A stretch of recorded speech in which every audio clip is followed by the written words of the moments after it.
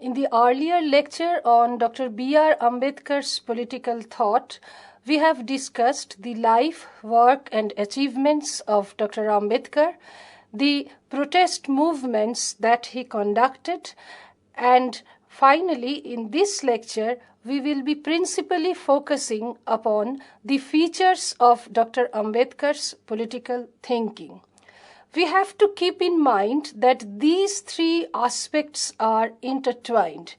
It is due to the personal experiences of being humiliated and oppressed by the upper castes that he launched the protest movements against caste oppression, and it is due to these experiences that he in fact wrote several scholarly articles, and from these in fact we can find out certain key features of Ambedkar's political thinking.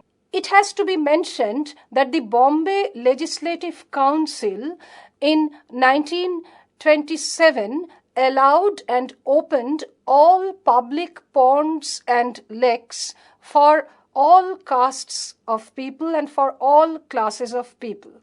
But we know that there remains always a gap between legal enactment and the reality. The same thing happened in this case also. Although there was law which opened all these public places to all kinds of people, in reality the upper castes people did not allow the lower castes people, and particularly the untouchables, to come into contact with them, and so that they could drink water from a common place. It was against this that Ambedkar organized a group of people, and in fact 10,000 Dalit people assembled at Mahad, and they went ahead with this agitation. A very important aspect of this agitation is that around 5,000 Dalit women also participated in this movement. Ambedkar, in fact, was particularly eager to in fact draw women into these movements, because he sincerely believed that the progress of a society, that the progress of a nation depends upon the degree of progress of the woman living in that society or in that state. And again, towards the end of that year, in December, when there was again a law which in fact prevented all kinds of people to come into all public places, Ambedkar again organized a satyagraha, and at that time when the local administration, in fact this time they became loyal to the law and they prevented the Ambedkar and his followers to come into the Chavdar Lake, Ambedkar went ahead with burning of the scriptures, particularly the Manusmriti. So this is a kind of agitation that Ambedkar organized. And the second kind of agitation is the temple entry movement. Now, an important aspect is that why did Ambedkar undertake this temple entry agitation? Ambedkar himself said that it is not his desire or it is not his demand to include the untouchables within the Varna system of the Hindu tradition, or it is not through this agitation that he wanted that the upper caste people could integrate with the lower caste people. Then why did he undertake this agitation? He argued that it is a kind of defiance to the Hindu scriptures and the Hindu lawmakers and the Hindu law shastras, particularly the Dharma Sutras and the Smriti tradition. We can note down that the first aspect that Ambedkar's political thinking could reveal to us is a kind of ambivalence or a kind of ambivalent treatment towards Hinduism. In fact, that could also be noticed or that could be found to his upbringing. During his youth or during his early days, Ambedkar or Ambedkar's father used to recite Kabir's dohas to his children. Along with it, he used to narrate or used to read the Ramayana and the Mahabharata. So, on the one hand, a kind of equality of all people, that is a kind of teaching that Ambedkar received from Kabir's dohas, and again, a traditional Hindu upbringing or a traditional Hindu culture that Ambedkar received from the Ramayana and the Mahabharata. Now, coming to the second important feature of Ambedkar's life, Ambedkar was influenced by several scholars during his youth. One was, I have already mentioned, Kabir, and the other two major Indian figures happened to be Gautama Buddha and Jyotirao Phule. We know that Buddha and Buddhism arose at a time when the Hindu social order was vertically split. Against this, Buddhism arose, preaching equality of all people.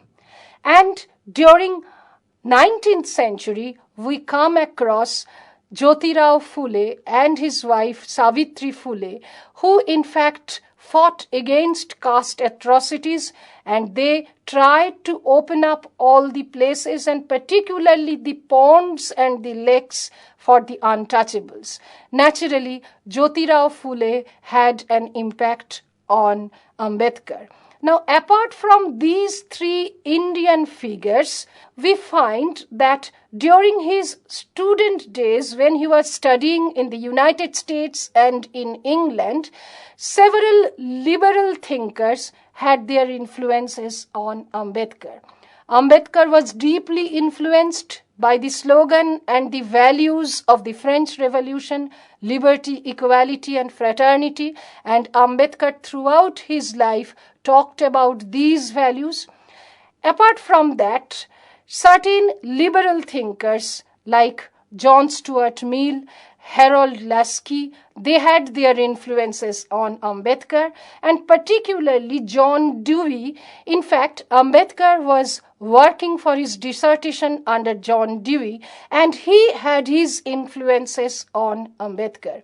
So these three influences that we come across, their influences we find in the total political thinking of Ambedkar.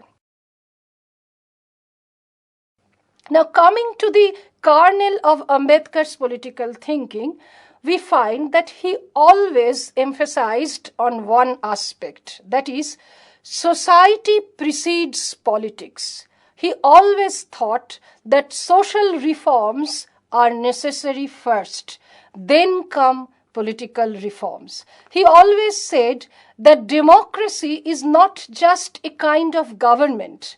It is a kind of attitude. It is a kind of living. It is a kind of sharing of opinion. So, society precedes politics in case of Ambedkar. Ambedkar talked about social reforms, and in his essay, The Annihilation of the Caste, we find the major things or the major features that contribute or that constitute Ambedkar's political thinking. There he mentioned that social reforms or society or reforming the society from within should be the first task of the Indians. But unfortunately, this was relegated into the background. He mentioned that when in 1885 the Indian National Congress was founded, there was a platform for social reforms and there was a platform for political reforms. But gradually, the platform for political reforms became larger and larger, ultimately engulfing the platform of social reforms altogether. But Ambedkar also criticized those who were engaged in reforming certain Hindu practices, like those who talked against the sati, who talked against child marriage, who talked in favor of widow remarriage, etc. Because Ambedkar believed that these were reforming the Hindu family. That is, the different familial relations, the relations of people that were existing within a Hindu family were talked about or touched upon by these social reformers. They never talked about reforming the Hindu social order. They never talked of banishing the Hindu caste hierarchy. So these were the people who were the targets of criticism of Ambedkar on the first hand. And on the second, he also criticized the socialists. He said that socialists always argued that man is basically an economic creature, and it is the economic resources that give a man power. By virtue of possessing the economic resources, an individual becomes powerful. Ambedkar criticized this line of argument. He said that social status, in fact, contributes to political status and political power.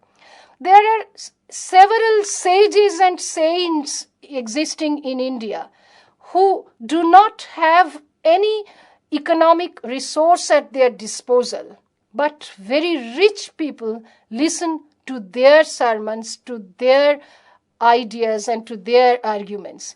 It is because that by virtue of being a saint, they in fact demand and they in fact enjoy certain social status. So Ambedkar said that the socialists must rethink their arguments. He said that Marxism always treated this religion, the division of society along religious lines, and in the case of India, the division of society along caste lines as superstructural elements. And the base is formulated and constituted by the economic resources. Ambedkar said that this kind of argument and this kind of thinking should be revised. In India particularly, this caste hierarchy creates all kinds of divisions, including economic divisions. So these ideas constitute an important aspect of Ambedkar's political thinking. Now here we should focus briefly at least on the Gandhi-Ambedkar debate or controversy regarding caste. Now Gandhi also talked about the exploitative and the devastating consequences of the caste hierarchy. He was very much against this caste hierarchy. He tried in his own way to eradicate the caste hierarchy. But there remained a difference between Gandhi's way of looking at the caste hierarchy and Ambedkar's way of looking at the caste hierarchy. And possibly this difference, in fact, emanates from the fact that Gandhi himself belonged to the Vaishya community, which is regarded as an upper caste in the Hindu tradition. On the other hand, Ambedkar belonged to the Oti Sudra or the untouchable community, which is regarded as a polluting caste according to the Hindu Vedic order or the Hindu social tradition. Gandhi said that the upper castes should start a process of changing their attitudes to the lower castes. There should be a change of heart in the minds of the upper caste people. On the contrary, Ambedkar said that these kinds of arguments are meaningless. These can never happen. These can give only political mileage to the leaders, but actually, in reality, these are utopian considerations. Ambedkar argued, on the contrary, that the entire caste system and the entire Hindu tradition should be banished, and for this purpose, the government should banish all the law books, the Dharma Sutras, the Smriti literature, and so on. On this particular point, in fact, the Pune Pact was signed in 1932. Gandhi said that separate electorate for the depressed communities would vertically split the Hindu social order. There would arise a continuous and constant enmity between different castes of people belonging to the Hindu tradition. And Ambedkar believed that unless this kind of political arrangement is made, nothing or no kind of equality would come in the Hindu social order. So this is a basic distinction between Gandhi and Ambedkar so far as casteism is concerned. Now, regarding Ambedkar's thinking, another important aspect is his emphasis on education. He understood that unless the lower caste people become educated, their voices could not be heard, their arguments could not be taken seriously by the other castes or by the other people of India. In fact, it is Ambedkar's educational background that put him to a leadership position, that in fact gave him the courage, the confidence to enter into political bargaining with other leaders or into political dialogue with other leaders. So his slogan was educate, agitate, and organize. His motto was that one should become educated. By education, one does not only become confident about oneself, but one could start a stirring of his mental horizon. One could ask questions to oneself that why should I listen to these unnatural, unjust, and artificial orders given by certain religious scriptures. So an agitational mind would arise from education. And if these two are achieved, one can go on for organizing a movement, organizing a group of people, organizing a protest, or organizing the people to defy certain laws. So this constitutes another important aspect of Ambedkar's political thinking. A very significant aspect is his emphasis on the role of women. Ambedkar realized that women belonging to the untouchable community were at the receiving side to the maximum possible extent. So he said, or he urged the women of the untouchable community to become educated. In one of his speeches at the Mahad Satyagraha, he said that don't think yourself to be unclean. There is nothing pollution and purity as dictated by the Hindu scriptures.